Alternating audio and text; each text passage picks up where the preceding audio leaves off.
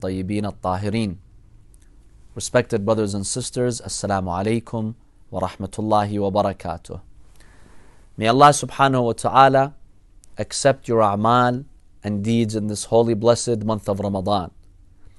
And we ask Allah subhanahu wa ta'ala to make this month a spiritually uplifting month. And may Allah protect you all in these trying and difficult times. According to Islamic law, a traveler must break their fast when they are traveling. There are exceptions. We've mentioned those exceptions in our previous series. Now there is one important question here. Is it allowed, according to Islamic law, to travel for the only purpose of breaking your fast? So you travel tomorrow, not because you have work, not because you have business, not because you're visiting anyone. No, the only reason why you're traveling is to evade the fast. Is so you do not fast tomorrow. Is this valid? Is this acceptable? Is this sinful? There is no doubt that doing so is makruh. It's unrecommended. It's discouraged. Because you're missing out on the rewards of fasting in the month of Ramadan. There are hadiths that tell us fasting in the month of Ramadan has such an amazing reward. You cannot compensate for it any time of the year. So there's no doubt that it's makruh. It's unrecommended. However, is it haram? Is it sinful? No. According to Islamic law, you can travel to break your fast. I know many people struggle with this idea. They find this unacceptable. But my dear brothers and sisters, we have to go by our legal system. Allah clearly mentions in the Quran, and we have this in the hadith, that if you are traveling, then you will make it up later. أو على سفر فعدة من أيام أخر. Surah Al-Baqarah, verse 185, Allah makes it clear. Allah doesn't say in the Quran, and this is not mentioned, in the hadith as a condition, that if you're traveling to break your fast, you're not allowed to. It's a general verse. It's a general statement. As long as you're considered a traveler and you're actually traveling, then you break your fast. Many people struggle with this idea. But in Islamic law, we have to always look at the subject and the ruling that applies to it. Allah says, if you're in your town, your home, you're in your city, the ruling is you fast. If you are a traveler, this label, this subject of traveler here is applied, then the ruling is you break your fast. It's as simple as that. Just like the qasr and the tamam, right? If you're praying in your city, in your town, you pray full. Salat al-Dhuhr, Salat al-Asr, Salat al-Isha will be full. But if you're a traveler, you shorten your salah. Isn't it so? Now imagine if today someone says, I'm going to drive an hour to Toledo, so I pray my Dhuhr and Asr Qasr there. That's my intention. Obviously, this is an irrational thing to do. No doubt about that. But is this haram? No, it's not haram. Will this person be punished by God for doing that? No. Because Allah has made it very clear. You're traveling, you pray short, Qasr. You're in your town, you pray full. Let me give you a legal, relevant example to bring this closer to our minds. With this COVID-19 crisis here in the United States, the Congress, along with the government, they decided to give Americans who lost employment compensation. You can file for unemployment. If you've lost your job now as a result of coronavirus, you can actually go online, file for an application, and state that you've lost your job, and they're giving you unemployment. Some people are receiving $600 a week, some $700, some even $800. So the law says anyone who's not employed is eligible to get unemployment. This is the letter of the law. This is what the law says. Now, imagine if someone they go to their company that they're working for, or the company comes to them, or you work for an institution or a business. The business, your employer, comes and tells you, look, why don't you go and apply for unemployment benefits, and I will lay you off from my business. That way you'll get your money and the burden on me will be reduced because I'm not making as much money these days. Is this illegal to do? See, you have a job right now. You can still make money from that job. However, you go and you make this agreement with your boss to basically lay you off, so you go and get these unemployment benefits. Now there's a moral discussion here. Is this moral to do or not? That's another discussion. Obviously, this may not be a wise thing to do. It may not be a principled thing to do, right? Maybe there are other Americans who need this money more than you. But is this illegal? It's not illegal. The law does not ban that. The law simply states whoever is unemployed, they get the benefits. Now, why are you unemployed? Is it because you really got kicked out of your job, you got fired, you got furloughed, you got laid off, or you willingly made that arrangement with your employer? It doesn't matter. The law says anybody who's now unemployed, they can file for unemployment and they will get unemployment benefits. That's just to give you an example that sometimes when you have a subject, the law applies. So Islam says if you're a traveler, then you have to break your fast. Now, why is it that you're traveling? For work, to visit a family member, or just to escape the fast? It doesn't matter. As long as you're traveling is not for a sinful purpose, meaning to go and commit a sin. Somebody is traveling to go to Vegas, so they gamble. Yes, this is sinful traveling. In this type of traveling, according to our Islamic law, you have to keep your fast. Now, a person, would joke about this example and he'd say, Sayyid, the one who's going to gamble or do something sinful, you really think they're going to fast? You'd be surprised, believe me. There are some people, they fast, they pray, and they do all sorts of things. In any case, yes, there are people like that. So you are allowed to willingly fast, travel in the month of Ramadan, and the reason for traveling is just to avoid the fast. You're allowed to do that even though this is makruh, this is not recommended. Now this brings us to this very important discussion. Some people say, tomorrow I have an exam. I'm taking the bar exam. I'm taking a very long exam. It's a very important exam. So I need to be fully alert. I need to drink my coffee. I need to eat well before the exam.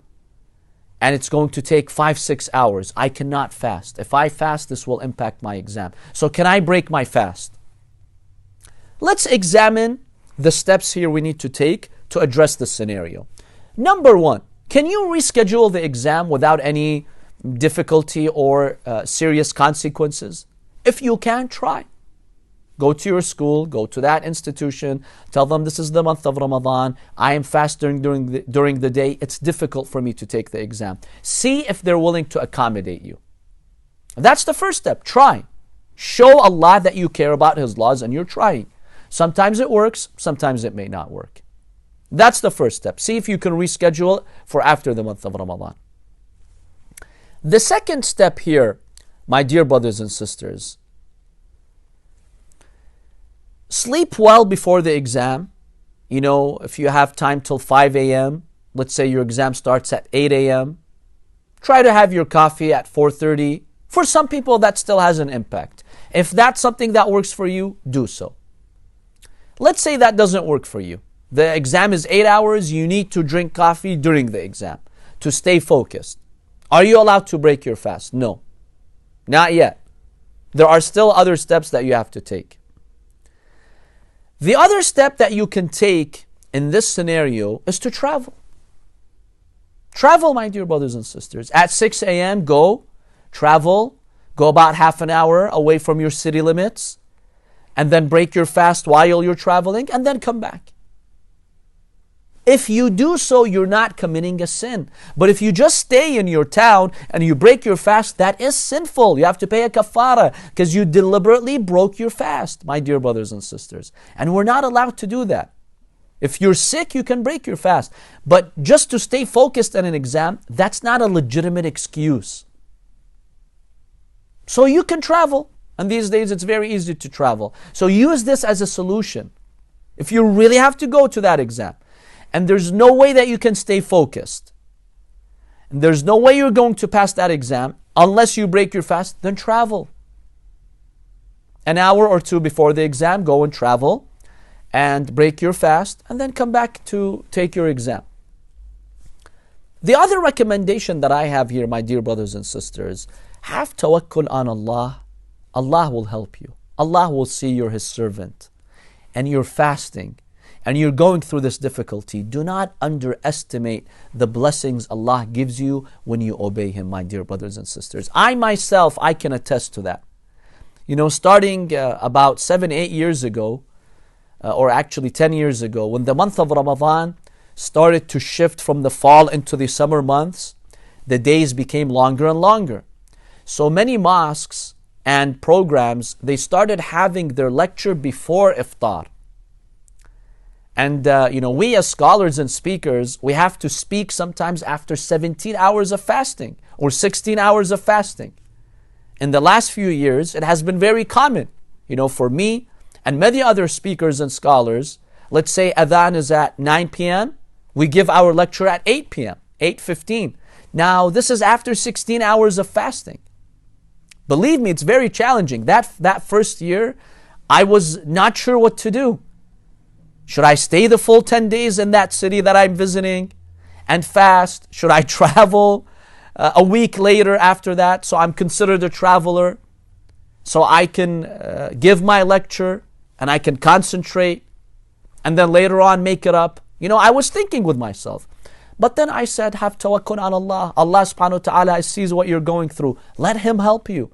And my dear brothers and sisters, Allah helps, believe me. It's not easy after 17 hours, towards the end of the day. You have not eaten anything for 17 hours. You cannot drink anything. And you have to give a 45-minute lecture, a 30-minute lecture. There's a lot of memorization that you have to do. You have to concentrate. So Allah does help you. I thought it would be very difficult, but then I saw that Allah subhanahu wa ta'ala puts blessings in your work and your effort, and He does help you through it. So my dear brothers and sisters, have tawakkul on Allah. Go to that exam and say, oh Allah, you compensate me, and see how Allah subhanahu wa ta'ala is going to help you. Now, assuming you cannot travel, assuming that you have to go to this exam, and this exam is going to determine your fate. If you fail this exam, that's it. It's over for you. There's no opportunity. It's very difficult to really conceive of a scenario like that, but we're just talking about it theoretically. Your life is going to be shattered, destroyed. You're not going to get a job, and you will put yourself and your family in unbearable hardship. And the only way to avoid that hardship is to break your fast and go to that exam. And you cannot reschedule it. There's nothing you can do about it. In this very rare example, okay, scholars say if keeping the fast is going to put you in unbearable difficulty and hardship, fine. Break your fast, and then after the month of Ramadan, you can make it up. But with all these solutions and alternatives, my dear brothers and sisters, it should not reach this point. One final point here about fasting while traveling. If you're ever leaving your town, your city, after Dhuhr, Dhuhr is the time where Salatul Dhuhr is offered. It's the time of Adhan. It's midday. It's the half point between sunrise and sunset. At the time of Dhuhr, if you're traveling and you start your travels after Dhuhr, so let's say Dhuhr is 1:30 p.m., you're leaving at 3 p.m., at 2 p.m., you will stay fasting that day. You cannot break your fast. If you're leaving before Dhuhr, so like at 11 a.m., 10 a.m., then you break your fast.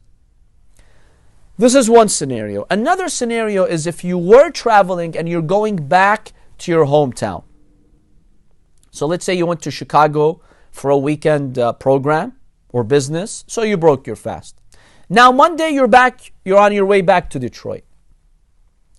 If you're going to arrive Detroit after Dhuhr, after 1:30 p.m., then yes, that day you cannot fast it.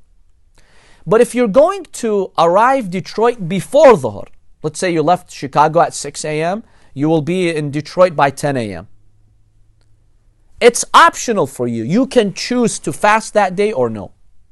If you didn't eat anything after Fajr that Monday, if you did not eat anything after Fajr in Chicago, and all the way until Detroit, and you got to Detroit before Dhuhr, you can actually make the niyyah to fast that day and your fast would be valid. But if you decided to eat in Chicago at 6 a.m. when you were leaving Chicago, you had a coffee, or during the way you got hungry and you had a snack. But if you did eat, you're allowed to eat, even if you know that you're going to arrive Detroit before Dhuhr, but you're allowed to eat or drink. So if you did eat or drink, then you're not allowed to fast that day anymore. You have to make it up later. So these are also two scenarios that have to do with traveling and fasting. May Allah subhanahu wa ta'ala bless you all, my dear brothers and sisters. Wassalamu alaikum wa rahmatullahi wa barakatuh.